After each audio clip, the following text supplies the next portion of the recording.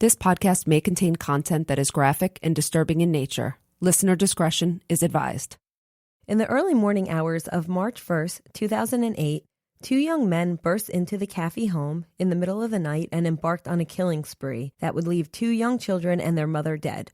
Their father, Terry, suffered multiple gunshot wounds, but somehow managed to drag himself to a neighbor for help. It took less than 24 hours for the police to discover that Terry's 16-year-old daughter played an integral role in this heinous crime. Why would a teenage girl want her whole family dead? And exactly what role did Erin play in these brutal murders? This is episode 10, the Erin Caffey story.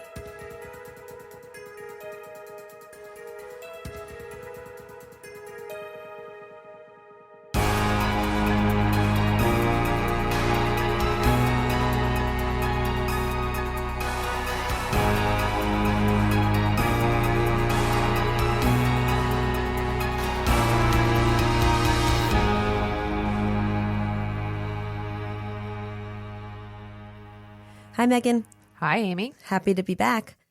Always. Welcome Yes. to Women in Crime, everyone. Yes. Do you know anything about the Erin Caffey story? I can tell you that I know she is a tiny blonde. I just remember seeing her on Piers Morgan. I didn't really watch so much, though. Okay. So, it's always great when you pick cases I don't know well. I just remember her size. Maybe it's because Yeah, I think she's like 4'11". She's teeny. Yeah.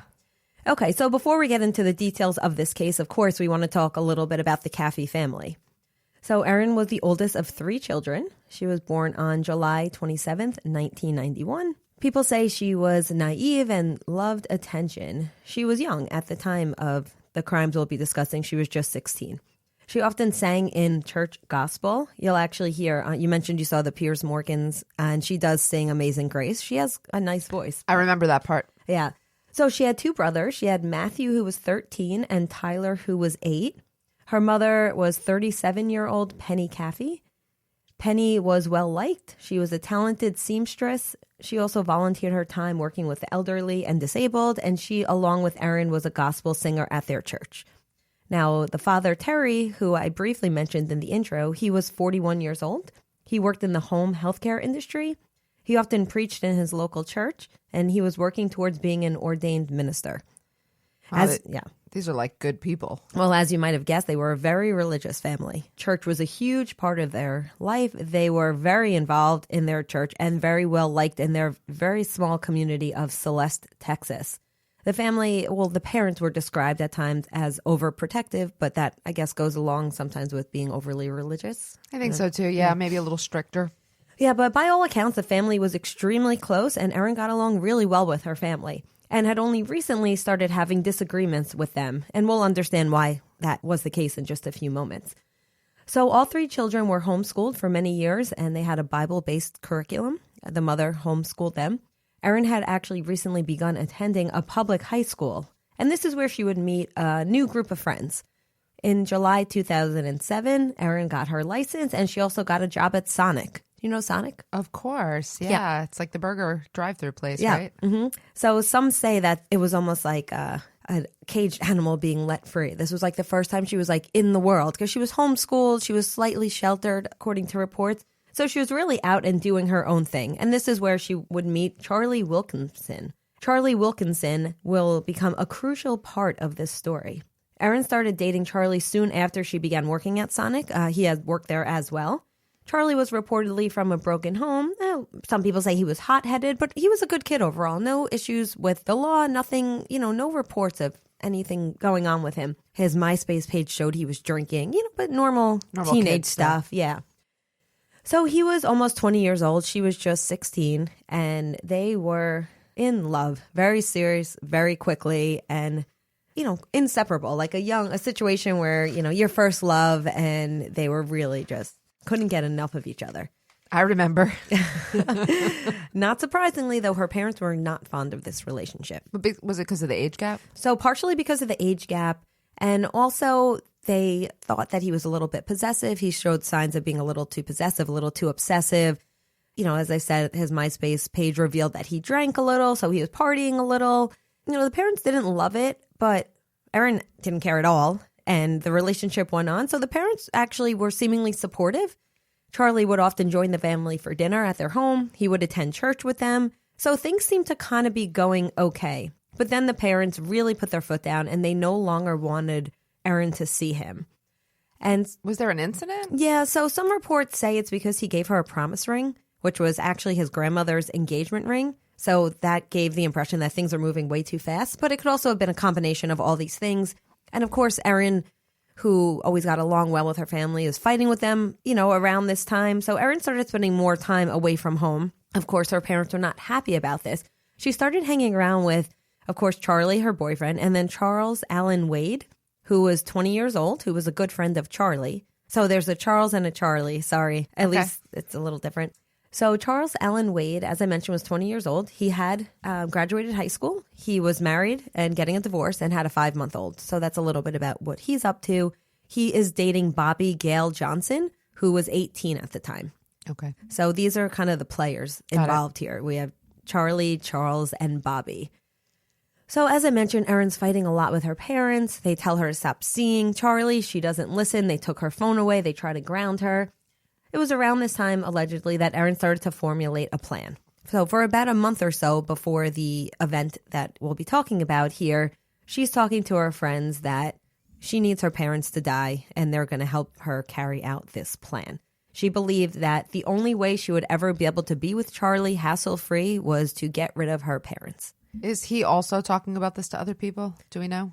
Oh, apparently it was the 4 of them that were a tight-knit group. And, there may have been other people that provided testimony here and there that they spoke about it, but it really came down to this little crew.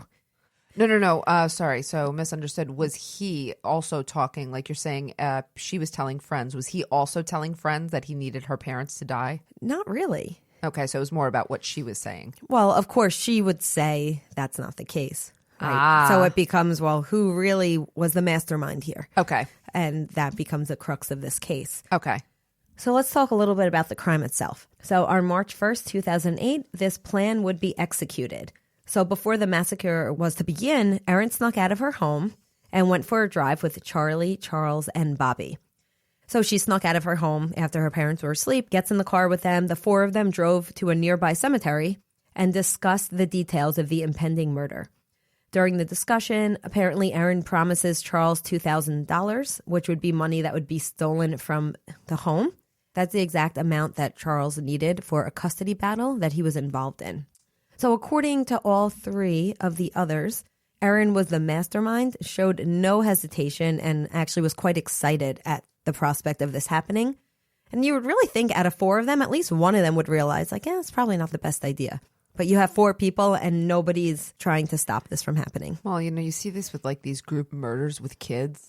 What was that story? Bully, based on the true story where a bunch of kids got together and decided to murder their friends because he was a bully. And it just all goes back to the fact that, their brains are not developed and impulse decision making and a group mentality together. It could be like the perfect storm. And it sure was, because they returned to the home about an hour later. Around 1:30 a.m., Charlie and Charles entered the Caffey home armed with .22 caliber pistols and a samurai sword. Erin had left the front door open for them. That was part of the plan, so they didn't have to worry about getting in. Erin and Bobby stayed in the car during the whole attack. So once they entered the home, Charlie headed to the parents' room. Terry and Penny, they were fast asleep in their bedroom, and basically they just stormed in the room and opened fire. So not only did they open fire on the 2 parents sleeping, Charles would also slash Penny with the sword, almost decapitating her. So they have 2 guns and a samurai sword? Correct. Is there any reason for the sword? Is this like literally overkill and just like going in like in a movie? Because I don't get it. Why? Yeah, I don't understand it either. It's actually not even clear whose sword it was. Okay. I wasn't able to find that anywhere. So the 2 boys were woken, not surprisingly, because there was quite a commotion with the gunshot wounds and the screaming. The little boys, 13 and 8, locked themselves in a room, but unfortunately the offenders got to them. Charles shot Matthew, the older boy, in the face, and then stabbed Tyler with the sword. There are some reports that say Charlie stabbed him as well. Before leaving the home, they grab a suitcase, as per Erin's instructions, and they set the home on fire. So they assume that they have successfully executed the plan and killed Erin's family. And Erin was okay with them murdering as what you're saying, the 2 small children. That was part of the plan, is what I mean. That was. And no one can understand why. like, why kill these two little boys? I mean, why kill anyone, right? But if your motive for killing is to be able to be with your boyfriend without your parents bothering you, why do you need to kill your brothers? This is a different kind of family annihilator. And usually the family annihilators are utilitarian. So it would be like, killing the parents. But yeah, I mean, I don't know if we'll get to that later. But. Yeah, towards the end of the episode, we'll talk a little bit about the usual profile of a family annihilator and how Erin does or does not fit. Okay. So the two boys left the home. Like I said, they executed their plan. And apparently when they returned to the waiting vehicle, Erin reportedly said, quote, "I am glad that is over. And holy shit, that was awesome." Wow. And this was 3 people separately told the police these things. So she was very happy that the ordeal was over. She showed no signs of remorse, no signs of grief at all. Well, this is according to the 3, but I'm sure we're going to get to the fact that these 3 are probably going to be cut deals to provide testimony against her, possibly. Well, we'll see. All right. Okay. So Charles and Charlie left the home with $325 in cash. The $2,000 was not recovered. I was just going to say. And as I mentioned, before they drive off, they set the home on fire. Charlie and Erin got dropped off at Charlie's trailer by Charles, and they had sex that night. Oh, celebrate, Exactly. Celebratory sex, Exactly. There it is. So, they're happy we could finally be together. The family's gone and they have sex. So unbeknownst to them, there was a survivor, however. Around 4:30 a.m., a 911 call came in reporting the shooting/fire. Terry Caffey, the father, miraculously survived the ordeal and crawled to a neighbor's home for help. Wow. He had been shot 5 times, including once in the head. Also in the face, the shoulder, and the back. In addition, he almost drowned in a creek because they lived in a very rural area, and on his way to the neighbor's home, his neighbor's home was over 500 yards away. Oh, my God. So with those 5 gunshot wounds and the trauma of what just happened, he made it there. He immediately had told the police that his family was dead and that Charlie Wilkinson was responsible. So in interviews with the father, I watched quite a few things. He's very public. We'll talk about that at the end. He said that he knew his family was dead and he knew he was the only chance that they would catch the person that did it. And he said that was his will to live. I was going to say that. I bet that was the driving force. Yeah. Yeah. That's pretty remarkable. It really is. So since they lived in such a small town, the police knew exactly who Charlie was, and it did not take them long to find him. They quickly got a search warrant for his trailer. They found a purse in the trailer with Erin's driver's license. They found shell casings, a box of ammo, and a used condom. Oh, so at least they were having safe sex. Right? Good for them. So responsible, these two. Most interestingly, they found Erin. So she was hiding in a pile on the floor. So apparently the state of this trailer, he was like a hoarder and like a messy guy, and there was just like shit everywhere. One of the investigators says he thought it was a doll. He saw like blonde hair sticking out, and he went to like pick it up, and it was in fact Erin herself. She immediately acted confused. She did say her name was Erin, but she claimed she did not know where she was or what was going on. Oh, yeah. Well, what else are you going to go to? So she immediately acts stupid and confused, and the police think, oh, maybe Erin's a victim here as well. Maybe she was kidnapped. She told police. They asked her what happened. She said the last thing she remembered is waking up in a smoke-filled house, seeing 2 men with swords. She also claimed she had been drugged. Spoiler alert, none of that is true. Where is Charlie at this time? Is he also in the trailer? They apprehend him as well? Oh, no, he's very quickly taken into custody. Oh, okay. Yeah. I see. And then, so while this is all happening, they're taking him into custody, and then they find her. This is all kind of happening around the same time. So the first red flag for the police was she didn't smell like smoke at all. One of the investigators immediately, kind of took a whiff of her and said, she was in a smoke-filled home, but she does not at all smell like smoke, okay? So they also tested her lungs for smoke, and of course they did a toxicology screen. No drugs were found in her system. Wow. No smoke in her lungs. Her story was unraveling pretty fast. They also pulled cell phone records at this point and were able to see that, she was in constant contact during the whole time of what was going on. This is not going to be tough to unpack this one. Oh, yeah. So while she's being questioned, she finds out that her father has survived the attack. Okay, because she thought everyone died. Oh, of course. Yeah. So speaking of the investigation, speaking of the interrogation, the investigators would later say that Erin was one of the best liars they had ever come across in their whole career. And I'm sure they come across many. And she was what, like 17? 16. She was 16. So Charlie is being interrogated at this time, and the police tell him, Terry ID'd you. Terry's alive, and he told us you did this. So he actually starts to talk. I was going to say, hold on, she lies, but he crumbles, I bet. Well, because he also knows, if Terry's alive, the jig is up. Yeah. Although it's funny because we know that investigators could have been just bluffing. Totally. But he believed them. They were actually telling the truth in this case. And so he just starts talking. He says that Erin was the mastermind. He says he suggested that they just run away together. She insisted that the only way they could be together is if the family was killed, and he loved her, and that's kind of why he went along with this plan. Shortly after, Charles Wade and Bobby Johnson were also brought in for questioning. This was very easy for the police because all of these participants were very quick to give detailed accounts of what went down that night.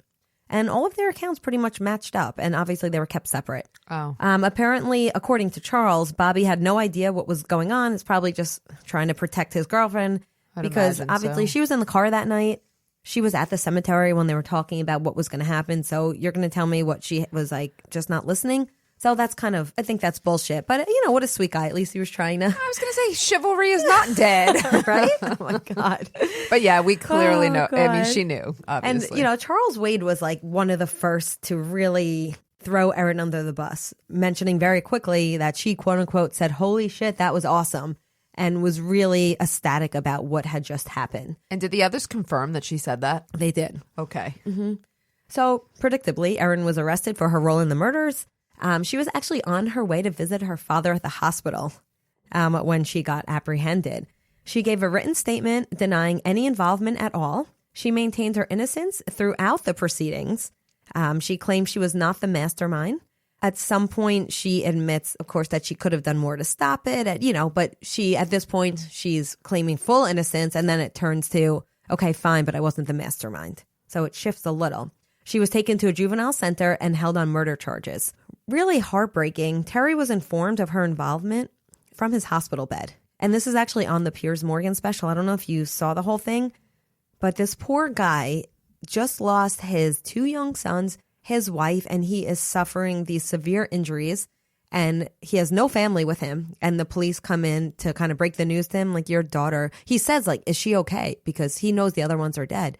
And that's when he is informed that not only is she okay, yes, but she had quite involvement in this case. Oh, I can't imagine the shock that came with that. So it's really like, how do you get over that? How do you get over the fact that your daughter is responsible for killing your wife and your 2 little boys? Like, how do you forgive your daughter? Would you forgive your daughter? I mean, I know I wouldn't, but I don't have kids. So. Okay, well, I do have kids, and I hope I never have to be in that position because, Terry, he forgave her. And he was actually by her side throughout all of the court proceedings, comforting her, holding her hand. And to this day, he visits her in prison. We'll talk about what's going on now when we get to, Did he believe her? So I'm wondering if forgiveness was easy. Did he believe that she was kind of a victim as well, and that maybe she was brainwashed and maybe she went along with it but wasn't the mastermind? You're so smart, Meghan. I feel like I say that often, but thanks. So he believed that while she may have been a contributor, she was in no way the mastermind that she was painted as, and thought that she was manipulated by Charlie. The reason I said that too is if you remember when we covered Karla Homolka, her family also forgave her for the role in her sister's death because they believed that she was under the control of Paul, who was the master manipulator. So that's where I was going. Yeah, and they didn't like Charlie. Charlie was 4 years her senior. Erin was 16. So, and she was a young 16. She was very immature, she very still looks naive. young. So. Yeah. Also remember, they're very religious, and people who are religious are often very forgiving. True. Right? So I think his faith probably came into play there. So he was extremely angry, as you would imagine. He actually advocated for the death penalty for both Charles and Charlie. He was so enraged that he talked about even bringing a gun with him to the courthouse and wanting to shoot the boys in the head. Wait, hold on. Yeah. What state was this again? In Texas. I thought it was Texas. Yes, I was you can just bring your gun to court in Texas, can't you? But the death penalty is a real option, too. Oh, for sure. And we'll talk about what ends up happening with that.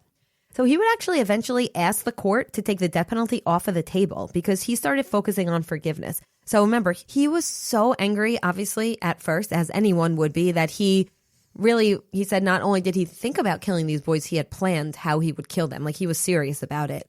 And then, as he starts healing, he starts forgiving, and he decides he doesn't want the death penalty on the table at all. And because, he was the victim, they take that into consideration. And because I think of his advocating for that, they did take the death penalty off of the table. They do take that into consideration. But also part of the plea bargain, I think that was something they could use also. So I don't know how much of it was because he didn't want it versus the prosecutor saying, But oftentimes when the prosecutor is doing the plea, they will consult the victim and ask them, how would you feel about this? And I mean, in a lot of cases, the prosecutor will make a decision largely based on how the victim feels. So. Yep. And I think that's a good practice. I do too. Yeah. I mean, not always. Yeah, but of course. But in this case, it's, I think it worked out okay. It's part of justice, right? We always talk about what justice is. And part of justice is allowing someone to feel like they are part of this process and it allows them to heal.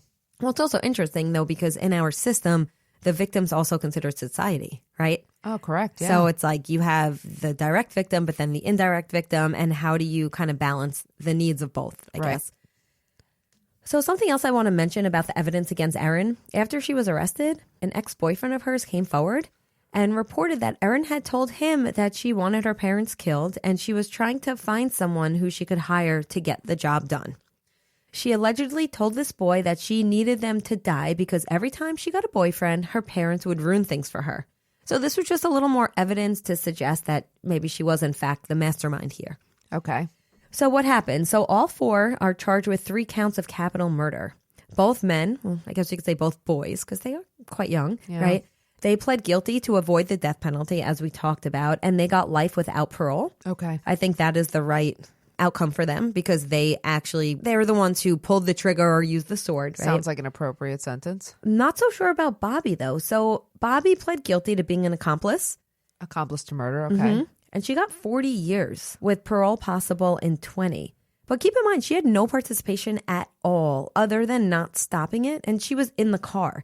I'm not saying that we should absolve her of any guilt, but I think that's a little harsh. She was young Also, when we talk about like felony murder and what people get who don't actually commit the crime, I really, without knowing the case full well, I would agree and say that that's a little too harsh if she was. She was only 18. I mean, she wasn't a juvenile, but she's an 18. If she's 18 and she knows but is just sitting in the car, I mean, she's not innocent, sure. Yep. And she could have stopped it and she could have done a lot, but 40 years is harsh. I agree. So she'll be eligible for parole in 20 years. So she'll be about 40. So she still has a little bit of a life ahead of her, I guess. But as we know, she'll have a felony record and 20 years of being prisonized. So who knows what, her life is effectively kind of done. Probably not children, all exactly. So Erin pled guilty as well. Oh. She got 2 life sentences plus an additional 25 years. So was the only point of her pleading guilty to avoid the death penalty? I believe so.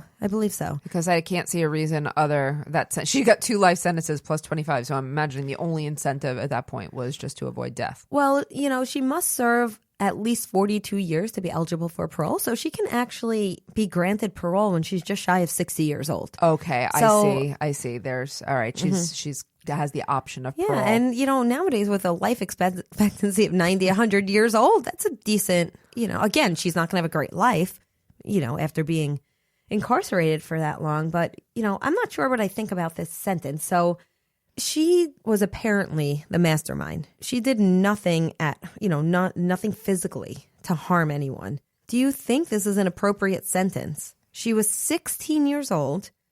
And apparently she just told people to kill her family. Does she have, before I render a decision, because I'm not there yet, does she have any mental disorders, any mental disease, any personality disorders, any history of abuse, any mitigating factors, I would say? There was, apparently she claimed that her mother would hit her sometimes. That was never corroborated. And that wasn't really brought in. That was almost just like information that was floating around. That didn't really come up during sentencing. It's not like that was considered a mitigating factor. That was just something that was brought up along the ways of when people are trying to understand why would she want these people dead? They were such good parents. And by all accounts, such supportive, really great. So so some people would say, well, the mom was abusive. Maybe that's why. But that's, I don't think it's unsubstantiated. Yeah, so exactly. really, she just wanted her freedom. She did not want to be controlled at all.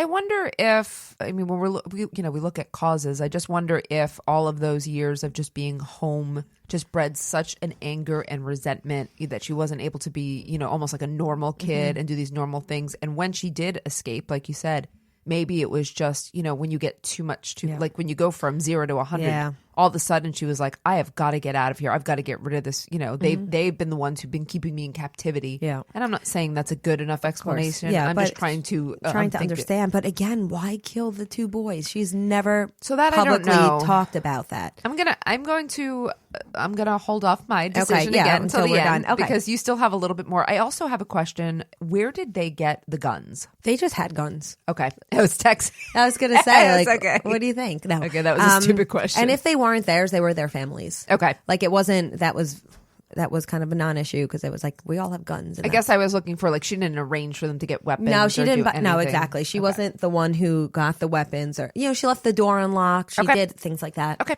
So Terry has very publicly dealt with this tragedy. He talks about how he was suicidal. He wrote a book called Terror by Night, an amazing book about forgiveness, about this whole case, but it focuses a lot on how he was able to forgive.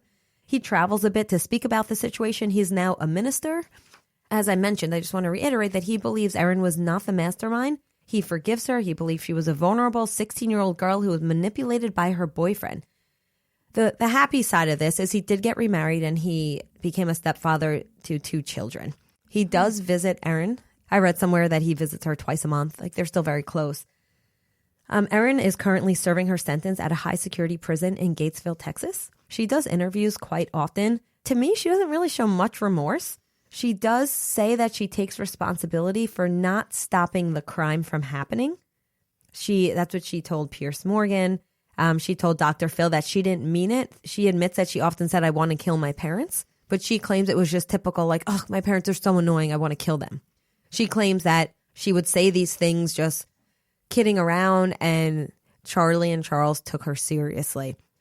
She says that her role or her mistake was that she added fuel to the fire and didn't stop things. That's pretty much so. That's not really her taking responsibility, I don't believe. Did she admit to leaving the door open so they could get in? I wonder. Did she admit to certain, those factors of the crime that it really facilitated it? I'm not sure exactly because I don't know that was ever a big part of, because they were really focusing on phone records because the phone records show that she was like talking to these people, and then they got her for an hour, no phone records, and then the crime happened, and then they were together. So they were able to extrapolate a lot from looking at cell phone records.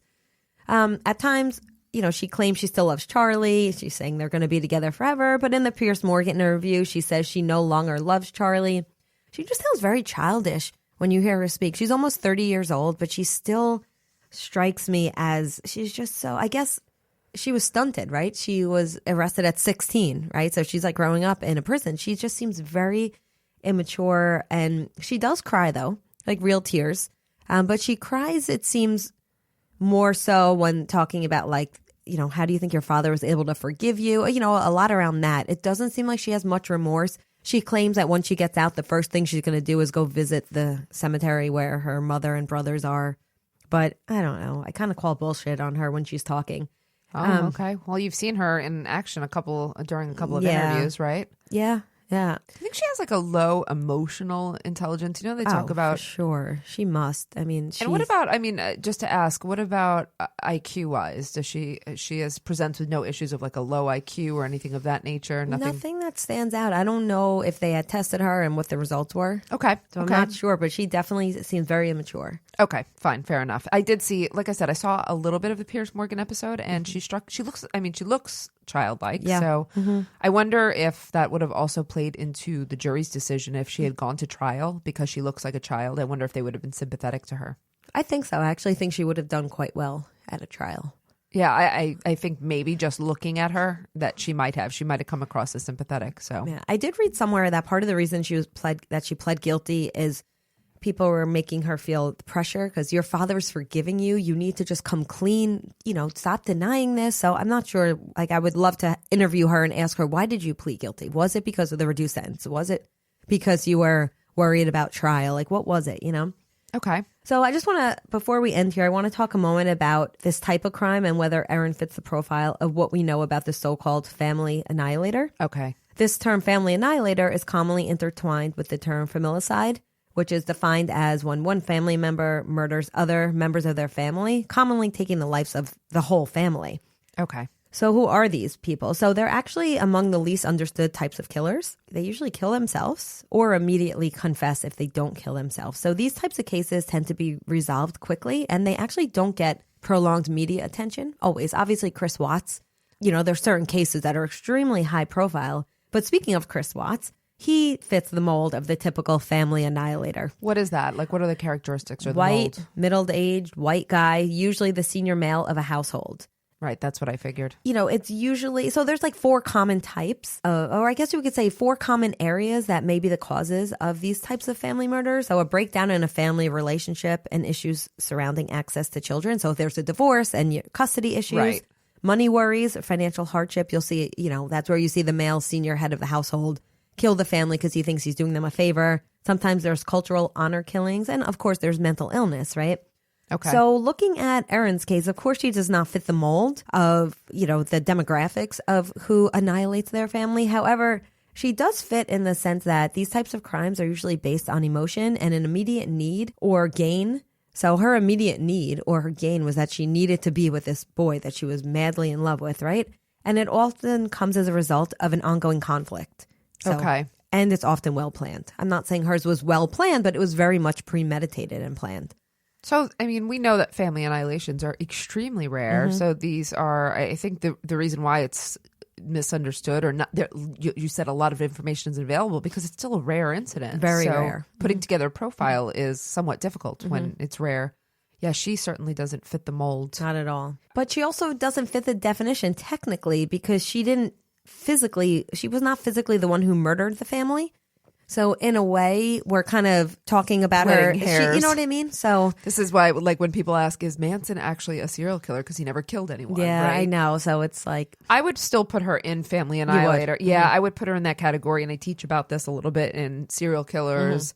And, she arranged the murder, and at her behest, it seems, her family was, eradicated, or most of them were. So I would still put her in that category. She's rare. So as far as the punishment fitting the crime, so it's always difficult when you have a youth too. 16 years old is young. I think that she should serve a very lengthy sentence. What you're saying is that her first eligibility for parole would be in about 40 years, yeah, something a like that. little over 40, yeah. Yeah, I'm going to go ahead and say I think that's probably an appropriate sentence, to be honest. Really? Okay. Yeah, at first I would have gone with it should be life without the possibility of parole, to be honest, because it is a family annihilation, because, she killed small children and... She didn't do it, though, physically. Yeah, but she arranged it. So I'm going to go ahead. I would have gone harder on it. But then when I think about age as a mitigating factor, I think that actually her sentence is appropriate. But I can tell from the way you asked me that you think she should have gotten less time. I mean, obviously what she did is heinous, and I don't know how her father's so forgiving. I'm not sure I would be, or maybe, like I said, because I feel like that's one of those things, if you're not in that situation, you really can't make a judgment, right? I think the fact that she was only 16 should have been more of a mitigating. As you said, it was mitigating in the sense that she could have got life without parole. But I think the fact that, I know I keep focusing on this, but the fact that nothing was done at her hands, she just was planning it. And, she had the mens rea, but she didn't actually have the actus reus in the sense that she didn't physically do anything. And for some reason, I keep going back to that. She definitely needs help. I think maybe giving her maybe even 20 with the possibility of parole. But in those 20 years, make sure she's getting serious mental help and trying to rehabilitate her and really trying to have her come to terms with what she did. And I think for me, I hear what you're saying. At 20 years, she'd still be young. And I'd wonder if she does not take responsibility, and if she still doesn't at this point, would 20 years make a difference? Or would she come out and encounter a problem again in which the only solution for her, as still a young woman, by the way, who maybe could, if she got out at that age, have children herself, how would she solve her problems? Yeah. Would it be, again, with violence and getting others to act at her behest? I would actually worry about someone like her getting out at too young of an age, but also because we know people age at a crime. So I think it's appropriate for her to get out when she is kind of past the offending years and has had enough time. I also think for her to get out, she needs to, obviously we cannot judge how genuine people are being, but she needs to at least fake remorse. You know? Like we know that a parole board, if she's going up in front of a parole board, this is going to be a tough case for her to get parole anyway, but she would have to be so remorseful. Oh, yeah. Genuinely remorseful. Well, she could fake it. We could fake remorse easily. Some people, you can fake it, and that's true. But remember when we covered Betty Broderick and she refused to, if she goes up like Betty did and says, well, I'm sorry this whole thing happened, and I'm sorry for my role, she won't get parole. Exactly. Like if she continued saying, I didn't stop it, but I wasn't the mastermind. Like she needs to just come to terms. If she's going to continue with that attitude, then the parole board is going to say, serve your full sentence. Yeah, I think it has to do with her age, though. Hopefully she'll, as she gets older, and hopefully receive some sort of psychological services in prison, she'll come to terms a little bit more about her involvement in this case. Hope so. I hope so. But for, what, the interesting part is, like, we would say, yes, rehab psychological services, but for what? What's her diagnosis? I don't know. I'm sure she has one. How can you do something like that and not have something wrong with you? No, of course. But usually there's a clear, we can usually point to something and say, this is the area in which... Maybe she's narcissistic. Could be. Okay. Well, let's hope that Erin Caffey gets the services that she needs, and that someday if she is paroled, she will not reoffend again. And I think we could look to Terry Caffey as an example of forgiveness. And, I think he's setting a pretty good example. He's an incredible person. Yeah. I would have to agree. And thank you so much for the story this week, Amy. Thank you, Megan. Thank you all for listening. Women in Crime is written and hosted by Meghan Sachs and Amy Shlosberg. Our producer and editor is James Varga. Our music is composed by Desert Media. If you enjoy the show, you can get access to ad-free episodes, exclusive AMAs, and other bonus content for a small monthly contribution through Patreon. To find out more, visit patreon.com/womenincrime.